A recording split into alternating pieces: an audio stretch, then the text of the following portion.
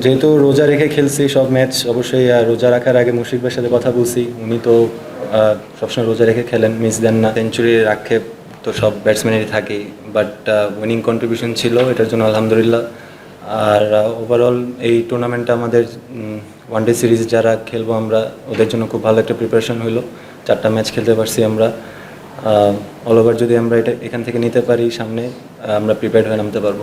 আসলে উইকেট ওখানে অনেক ভালো ছিল, সো এখানেও নর্মালি উইকেট খুব খারাপ ছিল তা না, উইকেট ভালো ছিল।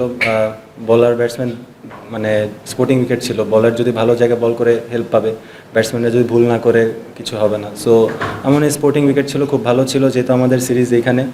সো খুব ভালো একটা প্রিপারেশন হলো আমাদের দুই টিমের জন্য। কিছুটা তো কনফিডেন্স দেয়। রোজার মধ্যে আসলে খেলাটা কিছুটা কষ্ট ছিল। এই ম্যাচটা যেহেতু আমরা ডে নাইট ম্যাচ ছিল, কিছুটা রিলিফ ছিল, যেহেতু এক ইনিংসটা কষ্ট করতে হয়েছে, পরে রোজা ভেঙে খেলছি।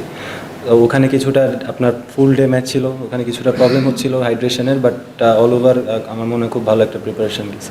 যেহেতু রোজা রেখে খেলছি সব ম্যাচ, অবশ্যই রোজা রাখার আগে মুশফিক ভাইয়ের সাথে কথা বলছি। উনি তো সবসময় রোজা রেখে খেলেন, মিস দেন না।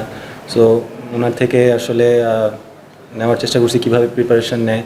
আগের দিনটা আসলে অনেক বেশি ইম্পর্টেন্ট, সো জাস্ট ওগুলো নিয়ে কথা হয়েছে।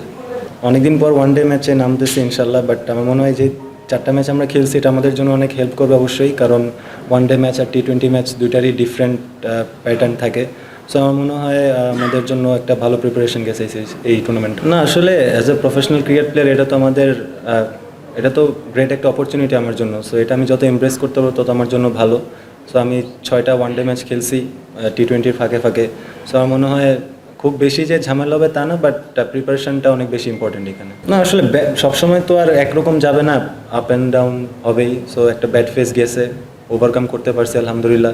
কিছুটা মেন্টাল কন্ডিশনিং করছি, মাইন্ড ট্রেনিং করছি, যেহেতু একটা ব্যাড ফেস কনস্ট্যান্টলি যাচ্ছিল। সো আসলে এগুলো অনেক হেল্প করে। মাঝে মাঝে আপনার আমরা ট্রেনিং করি, ট্রেনিং যতই করি, জিম যতই করি, রানিং করি, আসলে মেন্টাল কন্ডিশনটাও খুব বেশি দরকার হয়।